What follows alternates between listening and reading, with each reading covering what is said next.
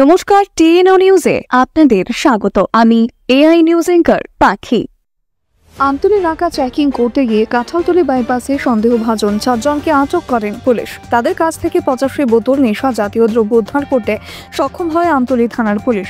তবে তাদের মধ্যে 3 জন জুবিনালি এই বিষয়ে বিস্তারিত বলেন আমতলী থানার ওসি হিমাদ্রি সরকার। তবে তিনি সাংবাদিকদের সামনে গোটা বিষয়টি বিস্তারিত তুলে ধরেন।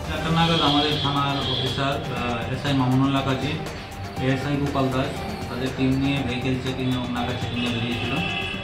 তখন কাঁঠালতলী বাইপাসের কাঁঠালতলী সব নম্বর এলাকায় 3-4 জন লোকের একটা সাসপিসিয়াস মুভমেন্ট দেখা যায়। তাদের পিছিয়ে পিকপকেট ছিল, তাদেরকে সন্দেহভাজন অবস্থায় আটকানো হয় এবং সমস্ত প্রসিডিউর মেনটেন করে তাদেরকে চেকিং করা হয়।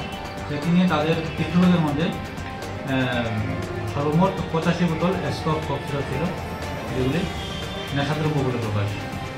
তো সমস্ত ফর্মালিটিস মেনটেন করে আমরা এগুলি সিজ করেছি এবং 4 জনকে আমরা ডিটেইন করেছি। দেখা গেল তার মধ্যে একজন রাহুল চৌধুরী আছে, যার বাড়ি বিহার, এবং বাকি 3 জন জুবেনাইল। তাদেরকে ইউজ করে তারা এই ব্যবসাটা চালাচ্ছিল। এই ব্যাপারে আপনারা একটা এনডিপিএস মামলা নিয়েছি আমতলী থানায় এবং ইনভেস্টিগেশন চলছে। তারা কোথা থেকে কোথায় নিয়ে যাওয়ার জন্য এটা তারা খুব সম্ভবত এখন অব্দি ইন্টারগেশনে যা প্রকাশ পেয়েছে, তারা হয়তো ট্রেন থেকে নেমে স্টেশন দিক দিয়ে ঘুরে নিয়ে যাওয়ার চেষ্টা করছে। তারা এখানে কোথায় থাকে? আগরতলায় কোথায়? আগরতলায় গোয়ালা বস্তিতে তাদের আত্মীয় স্বজন আছে, ওইখানে যাওয়ার প্ল্যান ছিল তাদের। এখনকার মতো সংবাদ এ পর্যন্তই। পরবর্তী নিউজ ও আপডেটস দেখার জন্য অবশ্যই চোখ রাখুন টিএনও নিউজের পর্দায়।